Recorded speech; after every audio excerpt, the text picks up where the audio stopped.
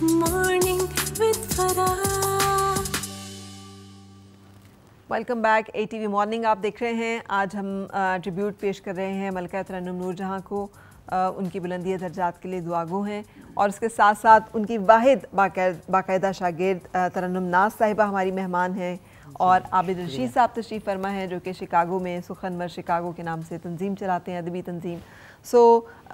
मुझे ये बड़ा अच्छा लग रहा है कि ये जो एक हार्ड वर्क और ये जो डिवोशन का एक सिलसिला रहा आपका, माशाल्लाह। कितने गीत हैं कुछ याद आपको अपने जो आपने गाए हों इस सारे सफ़र में इतने लंबे? अपने मेरे गाए हुए तो इतने हैं PTV के लिए कि उस गानों में मेल और फीमेल से ज़्यादा मैंने रिकॉर्ड किया उधर और उसका मुझे स्पेशल अवार्ड भी दिया गया। जी, प्राइड ऑफ परफॉर्मेंस आपको मिला है? नहीं, वो PTV का अवार्ड जो था वो सबसे ज़्यादा गाने रिकॉर्ड करने के लिए वो स्पेशल अवार्ड दिया गया। प्राइड ऑफ परफॉर्मेंस जो है वो तो 2005 में मिल गया था। तो ये गाना मैंने सबसे ज़्यादा PTV पे गा के ये एक रिकॉर्ड किया। ठीक है। और उसके बदले में मुझे फिर अवार्ड मिला। ठीक है। अच्छा, आज जैसे आपने अपना वो रखा हुआ पूरा गेटअप मलका तरन्नुम नूरजहां से इंस्पायर्ड, सो ये हमेशा आप इस तरह से ख़ुद को आप कैरी करती हैं? और जब उनकी जब आप शागिर्दी आपने की थी तो तब भी आप यही अंदाज़ अपनाती थी? नहीं, पहले मैं साड़ी तो पहनती थी। मैं प्रोग्राम में उर्दू का कोई प्रोग्राम होता था तो साड़ी पहनती थी, पंजाबी में शलवार कमीज़ भी पहनती थी। लेकिन जब से मैं शागिर्द हुई हूँ तब से बाकायदा शागिर्दी के गाने के साथ साथ मैंने उनको हर चीज़ उनकी नोटिस की।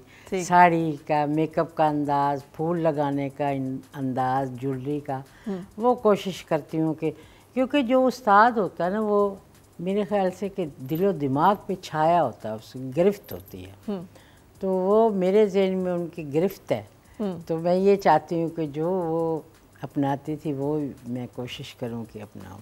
बिल्कुल सही, बिल्कुल सही। अच्छा, ये जो टाइम की डिवीज़न होती है आबिद रशीद साहब, वर्क लाइफ बैलेंस जिसे कहते हैं, तो आप फैज़ अहमद फैज़ ने कहा था ना, हम जीते जी मसरूफ़ रहे, कुछ इश्क किया, कुछ काम किया, काम इश्क के आड़े आता रहा, इश्क काम से उलझता रहा, तंग आके हमने दोनों को अधूरा छोड़ दिया। आपने नहीं छोड़ा, आप इंजीनियरिंग भी कर रहे हैं तो आप उसमें भी अपनी और इधर भी, तो कभी उलझे आपस में, कभी आपको ये दिक्कत और परेशानी हुई हो, और ये बैलेंस कैसे हुआ?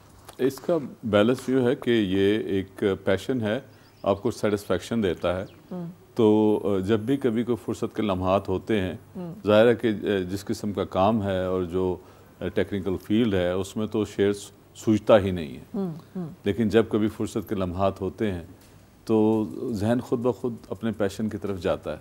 ठीक। तो कभी अल्लाह की रहमत हो जाती है, कुछ शेर उतर आते हैं। ठीक। क्योंकि इसमें जहाँ तक शेर का ताल्लुक़ है इसमें ऊपर से ही आता है। जी, आपने बताया कि आप साइकिल जब चला रहे होते हैं तो ज़्यादातर शायरी आपने उस वक्त की है, तो नोट कैसे करते हैं फिर? मेरे पास सेल फोन होता है, जहाँ भी कोई मिसरा आया जहन में तो वहीं साइकिल रोकी और मिसरा जो है वो रिकॉर्ड कर दिया। अच्छा। फिर आगे चल पड़े। अच्छा। तो इसी तरह एक पैशन भी हो जाता है, साइकिल भी चला लेते हैं, एक्सरसाइज भी हो जाती है और सारे काम एक साथ हो जाते हैं और घर तक वापस पहुँचते हैं 3-4 शेर हो जाते हैं। अच्छा, फिर कभी रिलैक्स हो तो 1-2 शेर उस वक्त हो जाते हैं। तो इसी तरह गज़ल मुकम्मल हो जाती है। इंस्पिरेशन कौन है, आप क्या समझते हैं? क्योंकि मैंने देखा आपने कई शायरों की बहर में जो है अपनी गज़ल जो है उसको किया हुआ है, कोई किसी की बहर में है, कोई किसी की, लेकिन कोई एक जैसे वो कह रही हैं छाप होती है जिसकी इंसान पे है, जिसकी झलक दिखाई देती है। मेरा तो ज़ाती ख्याल है कि मुझ पे किसी की भी झलक शायद ना ही हो, क्योंकि मैंने जब भी कभी कुछ लिखा है तो जो जहन में आया है वो लिखा है, मैंने कभी किसी को सोच के नहीं लिखा। ठीक। तो अगर कोई चीज़ कहीं से रिलेट हो जाती है तो यूँ होता है कि जब आप कहीं किसी शायर का कलाम सुनते हैं तो वो आपके जहन के पीछे कहीं पर वो गूंज रहा होता है, तो वो फिर थोड़ी सी उसकी छाप कहीं आ जाती है, लेकिन जिसे कहते हैं इंटेंशनल तो ऐसा कभी कुछ नहीं। लेकिन फेवरेट अगर मैं आपसे जानना चाहूँ कि आपके पसंदीदा तरीन शायर, और ख़ास तौर पे हम असरों में भी ज़रूर बताइएगा। एक तो क्लासिक्स में हमारे तो जो हैं ही हैं, अब हमारा जहाँ तक ताल्लुक़ है तो हम तो ज़्यादातर US में हैं, तो हमें तो जो भी हमारे हम असर हैं वहीं पर वो हमें इम्प्रेस करते हैं ज़्यादा।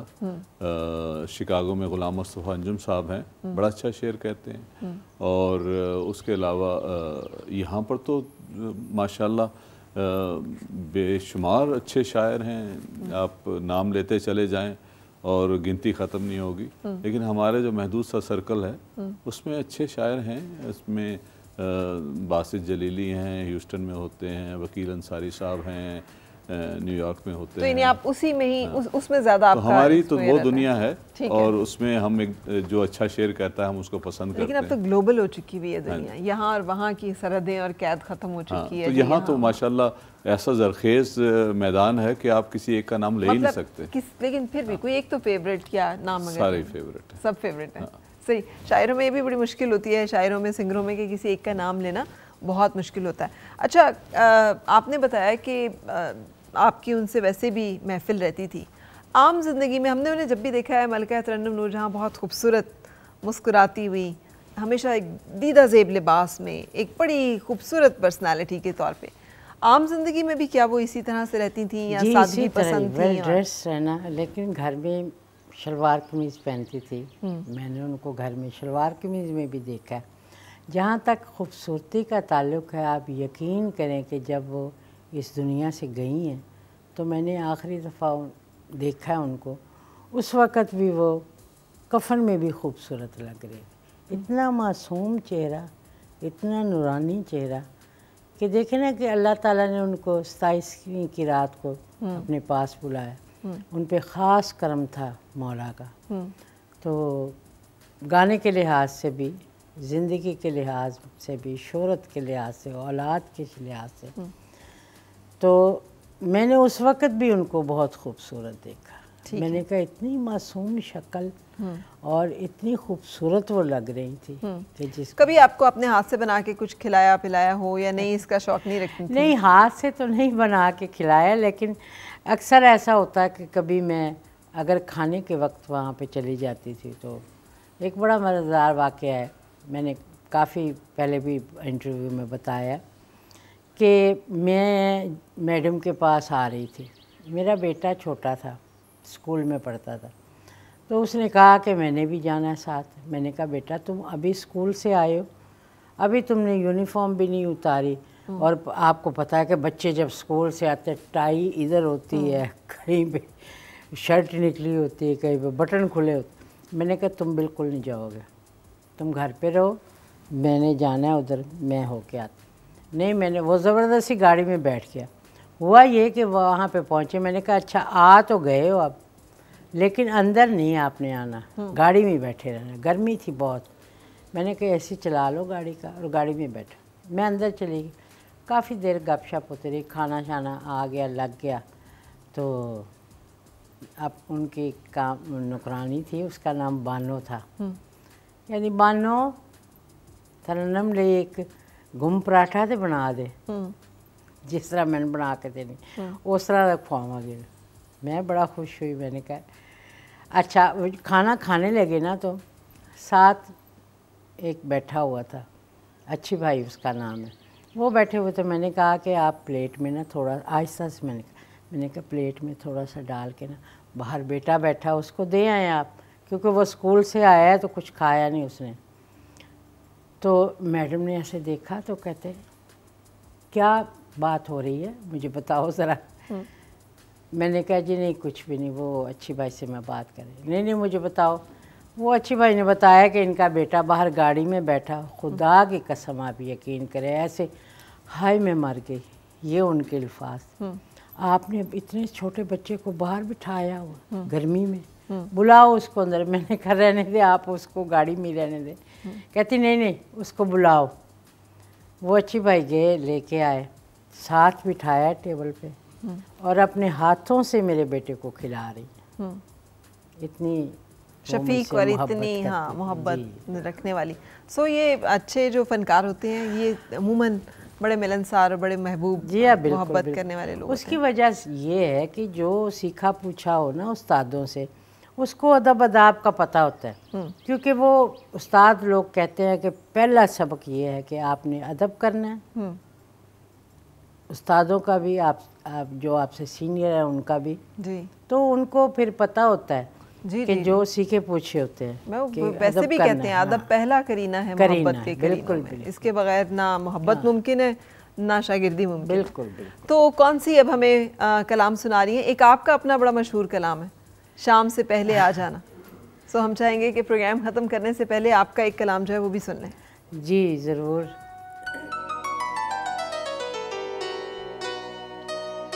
शाम से पहले आ जाना, आ जाना, आ जाना, शाम से पहले आ जाना, दीवारों से डर लगता है, दीवारों से डर लगता है, तुझ बिन सोना घर लगता है, घर लगता है, शाम से पहले आ जाना, आ जाना।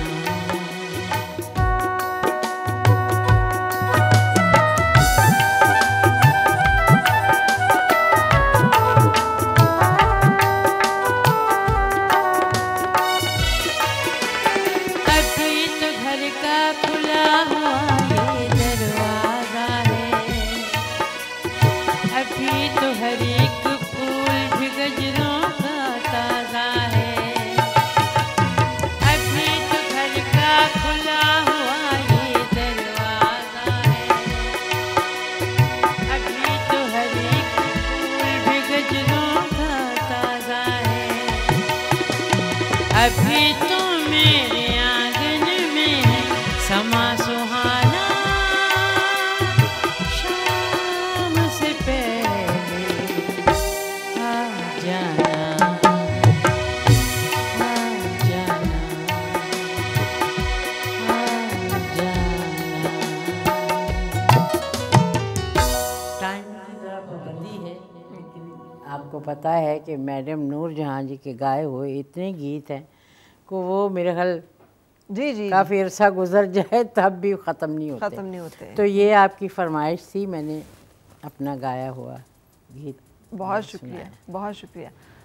आपका भी बहुत शुक्रिया, आप तशरीफ़ लाए और पाकिस्तान आना जो है मुझे यकीन आपने बताया बड़ा मसरूफ़ गुजरा है, लेकिन इस बहाने से हमें शिकागो में मुकीम जो हमारे शायर हैं और आपसे मिलने का इत्तफ़ाक़ हो गया। बहुत शुक्रिया। बहुत शुक्रिया। और आपका भी मैडम ख़ास तौर पे बहुत शुक्रिया, शुक्रिया, क्योंकि जब हम याद करते हैं मलका तरन्नुम नूरजहां को तो बहुत कम लोग ऐसे हैं जो ऑथेंटिक हैं, जिन्होंने उनकी शागिर्दी जी की है बिल्कुल बिल्कुल और उनसे हम मिल सकते हैं। ऐसा ही है। तो कुछ कहना चाहेंगी अभी आखिर में? कोई ऐसी आगे क्या सोच और प्लान है, और ये जो आप कब तक मेरे ख्याल से रिटायरमेंट का भी कोई सोचती हैं कि नहीं बस इस वक्त के बाद अभी नहीं तक तो नहीं सोचा अच्छा कि अल्लाह ताला जब तक हिम्मत देगा गाती रहूँगी। मेरी उस्ताद जी भी यही कहा करती थी कि जब तक मेरी ज़िंदगी है मैंने गाना नहीं छोड़ना, अच्छा क्योंकि गाने से इश्क था मैडम को। तो ज़ाहिर है उनकी शागिर्दों, मुझे भी इश्क है अपने काम से, अपने गाने से। तो जब तक सांस चल रही है, जब तक हिम्मत है, मैं इंशाल्लाह गाती रहूँगी, आप लोगों की खिदमत करती रहूँगी, अपने पाकिस्तानियों की खिदमत करती रहूँगी, हमारे जो बाहर के मुल्क ममालिक में रहते हैं पाकिस्तानी, उनकी खिदमत करती रहूँगी। ठीक है, बस यही मेरा तो मिशन है। लेकिन मैं ये ज़रूर कहूँगी कि जिन्होंने भी मैडम के गाए हुए गाने जो भी गाते हैं, चाहे वो मेल हो या फीमेल हो, उसको ज़रा अच्छे तरीके से गाया जाए, क्योंकि मैडम का जितने भी गाने, आसान कोई गाना ले लें वो भी उसमें भी जगहें बहुत ख़तरनाक हैं, उसको सोच समझ के अदा करना ज़रूरी गाना। है। अब ये देखें कि ये गाना कितना आसान है। कहंदी नैना तेरे कोल रहना,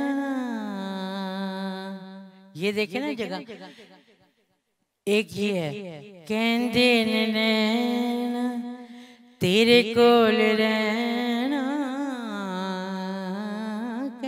अब ये जगह जब मुकम्मल तो ज़ाहिर है वो गाना मुकम्मल नहीं होगा। तो मैं इसलिए कह रही हूँ कि जो भी मेल या फीमेल गाए वो बड़े ध्यान से मैडम का गाना। आप यकीन करें कि इत्फाक भी करेंगी मेरी इस बात से कि कोई भी सिंगर हो वो अपना जब भी गाना गाता है उसका पता नहीं चलता क्योंकि वो उसका गाया। जब भी मैडम नूर जहाँ जी का कोई भी सिंगर गाना गाएगा या गज़ल गाएगा तो वो उसमें साफ फ़र्क नज़र आता है। इसीलिए तो वो मलिका तरन्नुम नूर जहाँ हैं जी बिल्कुल। जब उनका गाना कोई भी गाता है जाते जाते एक को असाई आपको सुनाती हूँ। मैडम नूर जहाँ जी की गज़ल है। हमना नखते ना गुल हैं जो महकते जावे। ये जगह देखिए कितनी मुश्किल है। अब ये जब गाना है उसको तो फिर बड़े ध्यान से गाना पड़ता है। बहुत बहुत शुक्रिया तशरीफ़ आवरी का और हमारे साथ मलिका तरन्नुम नूर जहाँ की कुछ यादें और कुछ बातें शेयर करने का। आपसे मिलना खुद बजाते खुद भी एक बड़ा हसीन तजर्बा है, इसलिए कि जैसे आपने कहा कि इतने गाने आपने गाए में सबसे ज़्यादा गाने गाने वाली सिंगर आप हैं। और मलिका तरन्नुम नूर जहाँ के बाकायदा शागिर्दी की वजह से उनके गाए हुए गाने भी बहुत ज़्यादा आपने गाए। सो ये बड़ा बहुत कम लोग हैं कि जिनसे अब मिल सके हम और जिनसे ही हमें लुत्फ़ आ सके। ना वो पाकिस्तान टेलीविज़न रहा, ना वो म्यूज़िक के प्रोग्राम रहे, ना वो म्यूज़िक डायरेक्टर रहे हैं, दुनिया से चले गए हालात और वक्त। तो वो किसी को अब तक मेरे ख्याल ऐसा मौका नहीं मिल सकता। वो रिकॉर्ड तो टूट ही नहीं सकता मेरा जो मैंने मेल और फीमेल में से सबसे ज़्यादा गाने गाए। ठीक है, बहुत शुक्रिया। और आपसे भी इजाज़त लेंगे इस दुआ के साथ कि खुश रहें, आबाद रहें। हमारे जो लेजेंडरी सिंगर और फनकार हैं हमें उनको ज़रूर याद रखना चाहिए और दुआओं में ज़रूर याद रखना चाहिए। They have contributed a lot, so we want कि उनकी याद जो है उनको हम ताज़ा रखें। ऐसे बहुत सारे सिंगर हैं, शायर हैं, म्यूज़िक डायरेक्टर हैं जो घर पे बैठे हुए हैं। ये इन इदारों को चाहिए कि उनको सामने लाएं, उनको सुने, उनकी शायरी सुने, शायरों के से, या म्यूज़िक डायरेक्टर हैं उनकी धुनें सुने, या सिंगर हैं जो घर बैठे हैं जिनको याद कोई नहीं करता, उनको ज़रूर आना चाहिए। बिल्कुल। दो नाम हैं जो कि मैं बड़ा उनका अगर उनका मैं नाम लूँ जो हमारे यूएस और कनाडा हमने मिस कर दिया, जो शायर हैं जिन पे we can really be proud, Ashfaq Hussain जिनका आपने जिक्र किया था। तो वो बहुत बड़े शायर हैं और हमारी खुशकिस्मती है कि वो हमारे पास ही कनाडा में होते हैं। और दूसरे गज़रफ़र हाशमी साहब मौजूद हैं और उसके अलावा ह्यूस्टन में बहुत बड़े बड़े शायर मौजूद हैं जो पाकिस्तान के हवाले से वहीं से आए और आके तो वहाँ पर क़याम पजीर हुए और बड़े आला दर्जे के शायर हैं। तो एक एक का नाम लूँ तो एक लिस्ट बन जाएगी। ठीक है, बहुत शुक्रिया तशरीफ़ आवरी का। जाते जाते कोई कलाम जो कि आप सुनाना चाहें और अपना ख्याल रखिएगा। सी यू इंशाल्लाह next time, till next programme, अल्लाह हाफ़िज़।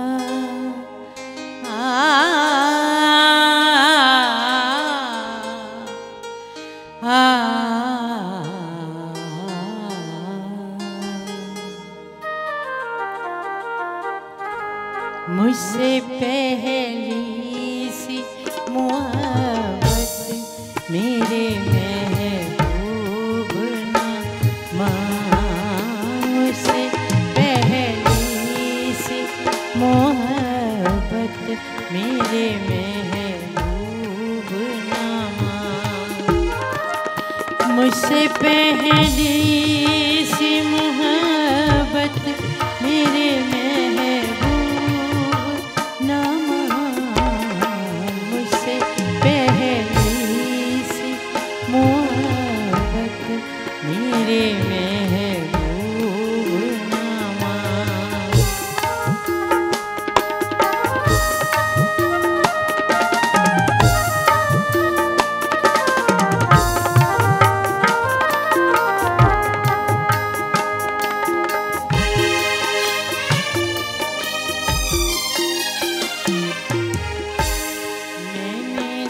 समझा था कि तू है तो दरख्शां है हया, तेरा गम है तो गमी दहर का झगड़ा क्या है। तेरी सूरत से है आलम बहारों को सवार, तेरी आँखों के सिवा दुनिया में रखा क्या है। तेरी आँखों के सिवा दुनिया में रखा क्या है। तू जो मिल जाए तो तकदीर में गो जाए, यूं न था मैंने फकत चाहा था यूं हो जाए। हाँ, मुझसे पहली सी मोहब्बत मेरे महबूब नामा, मुझसे पहली सी मोहब्बत मेरे महबूब नामा।